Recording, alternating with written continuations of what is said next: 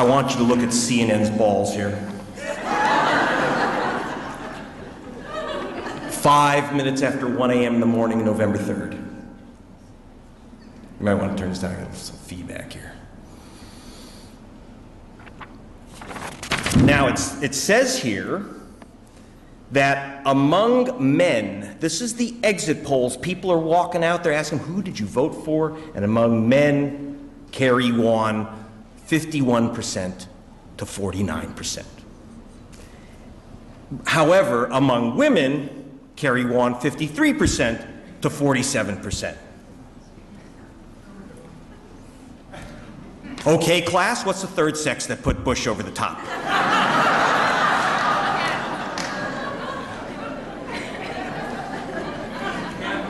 Now, I'm just a reporter, but I was assigned to cover the election for a pirate station, BBC Television out of London, and so we've been investigating some odd doings in the United States, a team that I was heading. So I looked at that and I had to report the results. So I told the Planet, I announced that in Ohio, John Kerry had won. He won the votes, but then I explained that it doesn't get inaugurated, see. What happened? What happened? Kerry wins among women by 53%, among men, 51-49. What is that third group called? The answer is the disappeared, the uncounted, okay? Now, let me tell you a nasty secret about American democracy that Mrs. Gordon didn't tell you about in the third grade. Because in the third grade, you raised your hand for class president, and she counted all the hands.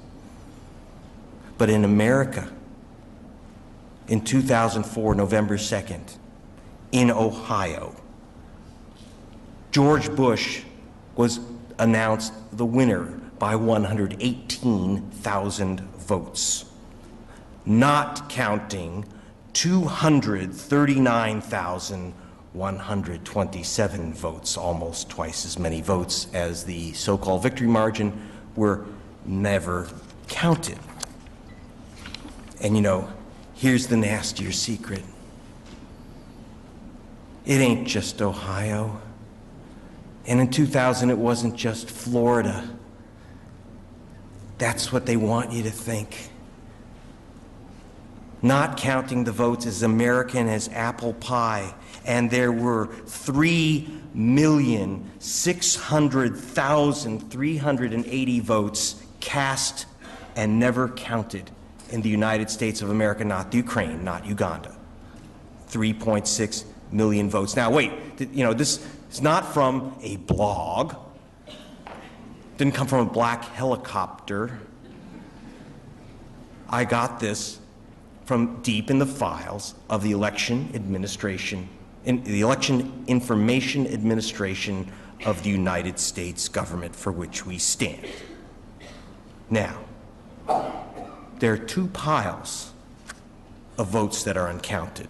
Two big flavors. Spoiled votes, rejected votes. Spoiled votes. 1,389,231 of these spoiled. They didn't count. Now, how do votes spoil? Leave them out of the fridge? No. Hanging chads. They hung around from 2000. They multiplied. They didn't get it. We had a lot of discussion. It's like, that went away. Hanging chads, punch cards that don't punch, touch screens that didn't think you touched them right. They weren't in the mood. They did not respond to your touch. In other words, there's glitches. Glitches. You talk to the Bush vote count people, no count people. Glitch, glitch, glitch. That's 3 million, 1.3 million glitches. Whose glitches? Who gets glitched in America. In another life I'd like to forget about, I taught statistics at the university level. We did some work with some of my colleagues, and we came up with these two bars. Now, there's a little short bar. The little short bar is the number of glitched votes cast by white voters, voters in white majority districts. The big, long, thick bar is the black bar, and that is the number of the percentage of votes cast by African Americans which are glitched, not counted. Okay? 1 in 7 votes nearly in the United States of America. Okay? Let's put it this way. Let me give you a statistic that Mrs. Gordon didn't tell you about. In the United States of America, the chance your vote will be lost or rejected for a technical reason is 900% greater if you're an African American voter than if you're white. 500% higher if you're a Hispanic voter than if you're white. And if you're Native American, about 2,000% higher than if you're white.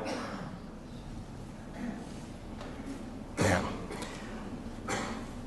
let's do a little, if you know the demographics of the United States of America, let's do a little high school algebra, and you will quickly figure out in that stinking, rotting pile of spoiling votes, 88% are cast by voters of color. Almost 9 out of 10. Whose votes don't count, whose votes spoil. It has a very dark hue. And you read about that in the New York Times, in the Oregonian. Yeah. Disappeared with the votes. New Mexico. So Ohio. In fact, it's terrific now. We've got Bobby Kennedy in Rolling Stone. Finally, you get a rich white guy to say, yeah, that's right, they stole it, which is very important. We got to get that word out. But if you thought it was Ohio, they've got you, because you got to know it's coming. So I flew to New Mexico, where George Bush, I was told, and we were told, won by 5,988 votes. Just this little thin amount. Okay. Not counting the 34,000 ballots sitting in the garbage. 34,000 ballots cast and sitting in the garbage. Spoiled, rejected, and waiting to be counted. And were never counted. Now, there seem to be some problems with the machines. Not everywhere. I don't know, maybe there wasn't the problem. But if you go to Taos Precinct 13, better known as the Taos Native Pueblo, you find some interesting things. In several of the pueblos and reservations throughout the West, natives apparently drove all the way to the polls and didn't choose a president. They walked in, they walked out. There are precincts, 1 in 10 natives voted for president of the United States. So I went to precinct 13 and I talked to a guy that's called the war chief. I said, okay, chief, you Injuns can't make up your mind, a bunch of indecisive Injuns, you don't know who you want for president? He said, listen, white boy. Come here, pale face, let me talk to you. We know who to pick for president. I'll give you $50 if you find a Republican in this pueblo. We know who to vote for president. We picked the president, but we didn't pick the voting machines. We didn't pick the voting machines. We trusted them, the county officials. We don't give Indians blankets filled with smallpox anymore. We just give them junk voting machines, right? Now the Republicans know this. Yeah? there's a letter from a guy named Kenneth Blackwell of Ohio. Blackwell, I think, he actually changed his name from Whitesick, but... and he wrote to the Republican head of the Senate that if they don't fix the punch card machines, that there was going to be a Florida-like calamity. He was boasting, because he was also not only Secretary of State in charge of the vote, he was co-chair of the Bush re-election campaign. And you know that you really shouldn't wear two hats unless you have two heads, and I'm still checking into that with Mr. Black. And by the way, he was sued by the ACLU before the election to change the machines. He said, no problem. See you in court. And they set the court date for 3 weeks after the election.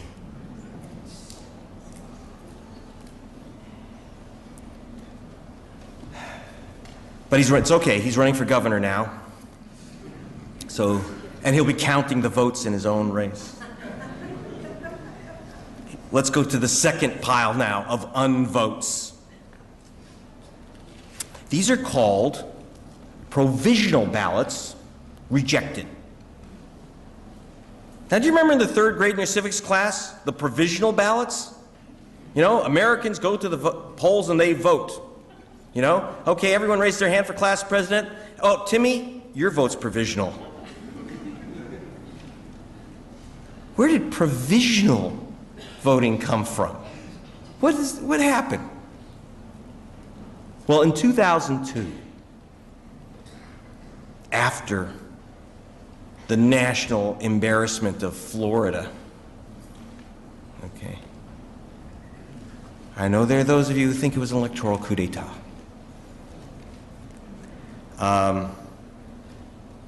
In fact, here's what happened. If you've read my prior books, whatever. A few months before the election, Katherine Harris and Jeb Bush ordered the removal of illegal voters. That's correct. If they're felons, they got to go. And they targeted 94,000 voters who were felons, including, they targeted voters. And turns out it was a mistake. 97% were guilty only of voting while black. George Bush won the presidential election officially by 537 votes, not counting 94,000 people scrubbed. The Congressional Black Caucus said, we got to do something about this. We got to have something where someone walks to the poll and they're scrubbed off incorrectly, they can still vote. We demand a provisional ballot. And Karl Rove said, great idea. Now, some of us thought that was a kind of signal of danger. So they got their provisional ballots. George Bush signed it into law in the Help America Vote Act of 2002. Now, when George Bush tells us he's going to help us vote, oh, he helped. He helped. Who got provisional ballots? Those who were challenged or found their registrations purged or challenged. How many? 3 million. 3 million voters were shoved into the back of the bus provisional ballot. 3 million. And the number in the garbage can? 1,090,729 votes were taken and thrown away. Like that. Who? Okay. See, because the HAVA law, when George Bush signed the law to help us vote, he accepted the Black Caucus demand that voters get the right to a provisional ballot if they're challenged, if there's any question about their right to vote. But they didn't include any provision to have the votes counted.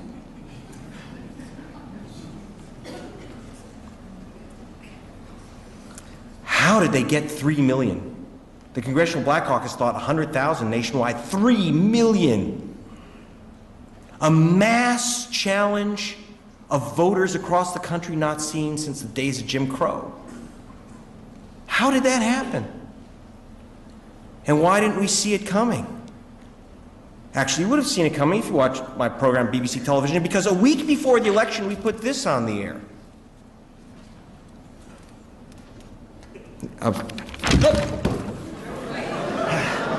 I don't know how Cheney can do that from so far away.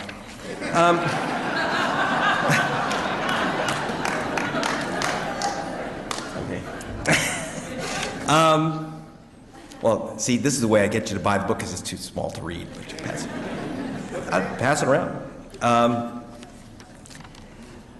Here's what I got. This is a list of voters and their addresses. Pretty benign stuff, but it came through an odd source.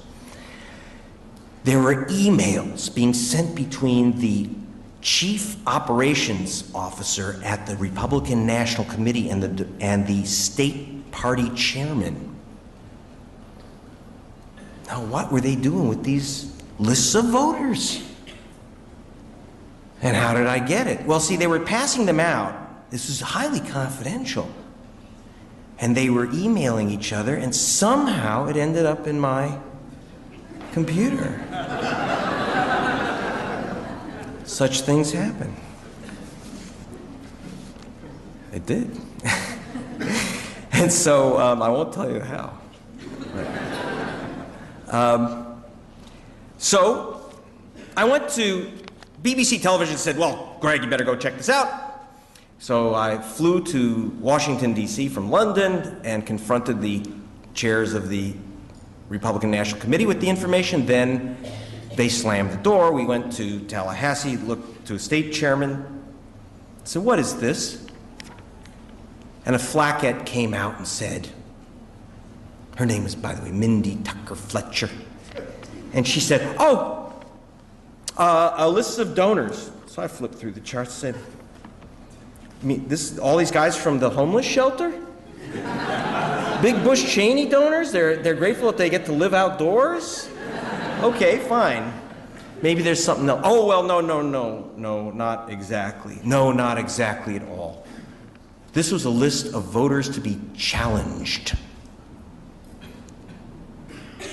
Page after page. We got, I don't know, probably 60,000 names that we just sucked right out of the Republican Party computers.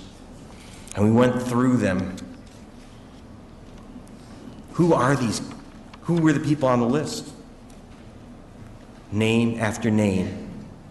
I can't tell you how much time we spent doing this.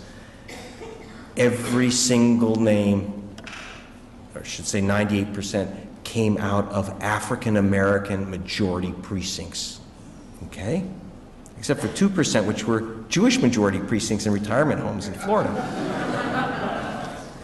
which suggested a democratic demographic, right?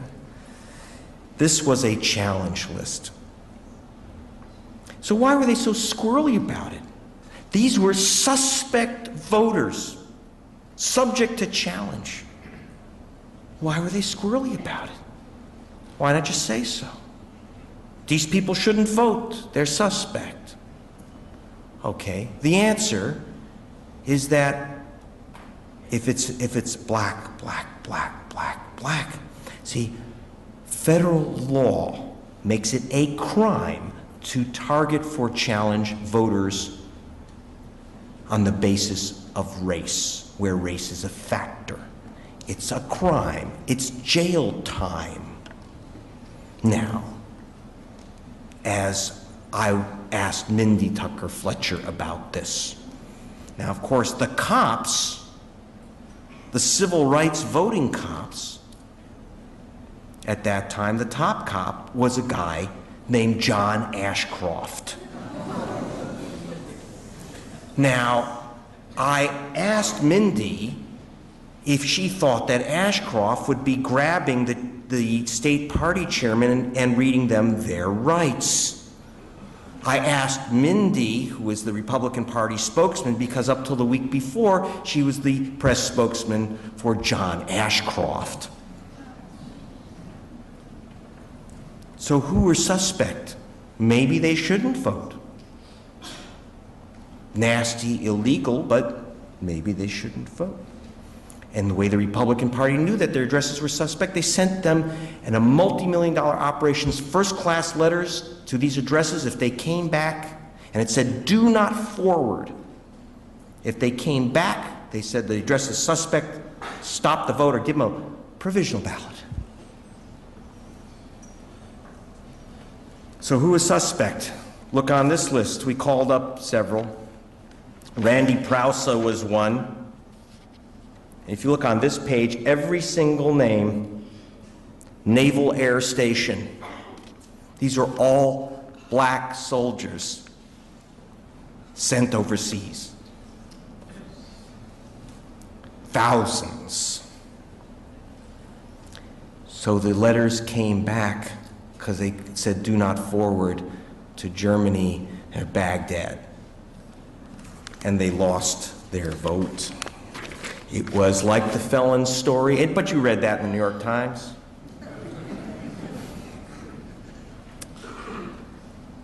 Internet theories. We put it on BBC TV. And people stopped me in the street and said, so Bush has to step aside now, right?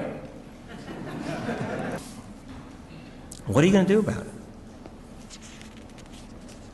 Next election.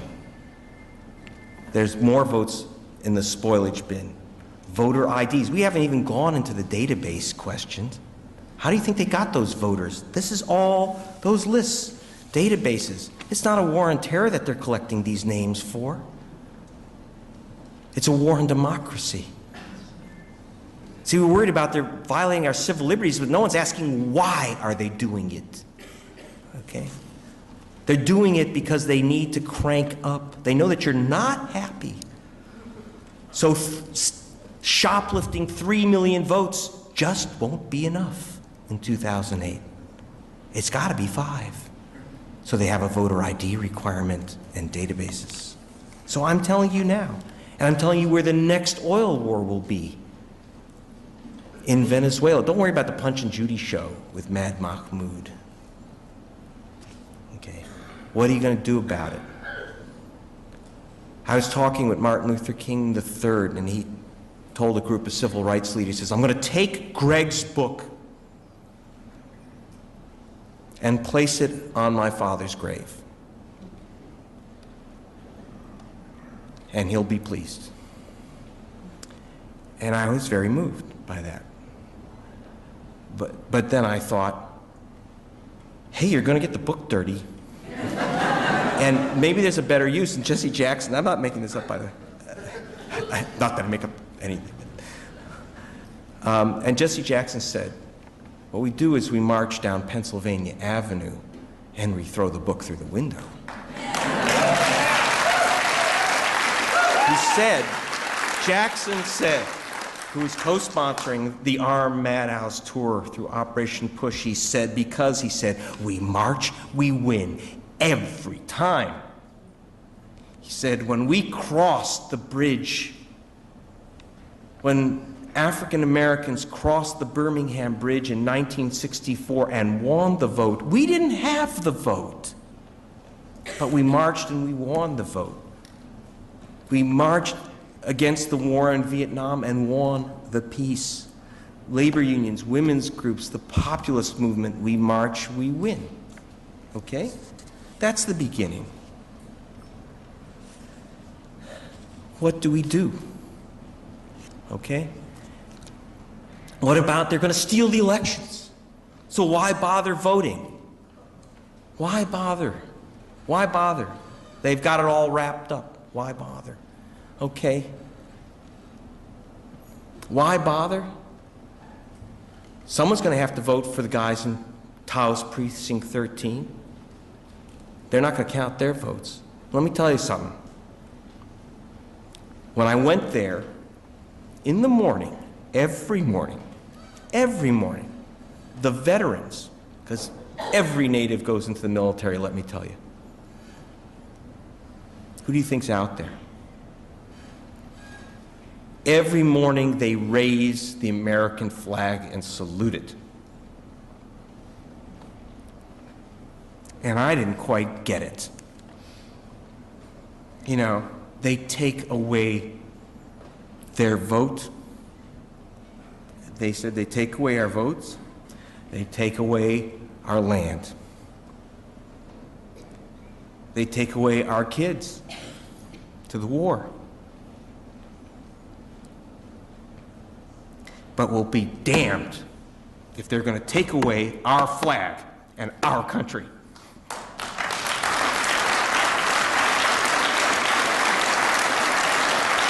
Who are the patriots? The guys stealing votes from suspect soldiers? I don't think so. So what are you going to do about it?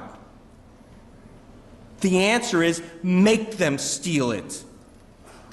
Okay? 2 million votes were stolen in the 2000 election. In 2004 was 3 million. In 2006, it will be 8 million. Well, if they're going to steal, 5 million votes, that's my prediction. Watch that number. And if they're going to take 5 million votes, then damn it, we're going to bring 6 million people to the polls. And if they keep 140,000 troops in Iraq to enhance their relationship with OPEC, then we will have 140,000 people marching in every city in the United States, starting with Portland. Right now, I want a commitment. Okay, I'll just leave you with this. There's one thing that George Bush said that I agree with before he moved into Iraq to enhance our relationship with OPEC. On March 17th of 2003, he turned to the Iraqi people and said something that I think we should take to heart. He said, "Do not fight for a dying regime. It is not worth your life." Thank you, and I'll sign your books and answer your questions out there. Thank you.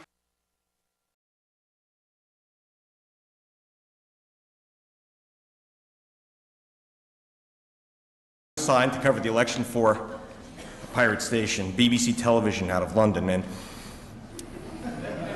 so we've been investigating some odd doings in the United States, a team that I was heading. So I looked at that and I had to report the results. So I told the Planet, I announced that in Ohio, John Kerry had won. He won the votes, but then I explained that it doesn't get inaugurated, see. That among men, this is the exit polls, people are walking out there asking, who did you vote for? And among men, Kerry won 51% to 49%. However, among women, Kerry won 53% to 47%. Okay, class, what's the third sex that put Bush over the top?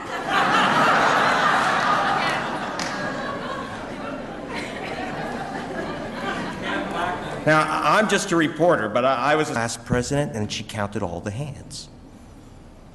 But in America, in 2004, November 2nd, in Ohio, George Bush was announced the winner by 118,000 votes, not counting 239,127 votes, almost twice as many votes as the so-called victory margin, were never counted.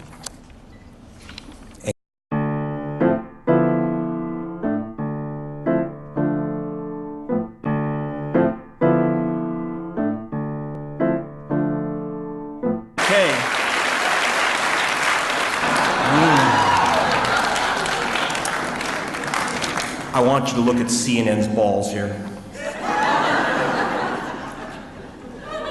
5 minutes after 1 a.m. in the morning, November 3rd. You might want to turn this down. I got some feedback here.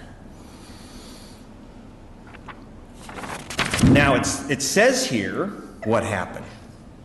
What happened? Carrie wins among women by 53%. Among men, 51-49. What is that third group called? The answer is the disappeared, the uncounted. Okay?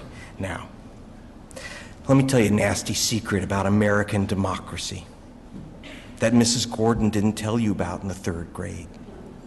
Because in the third grade, you raised your hand for class.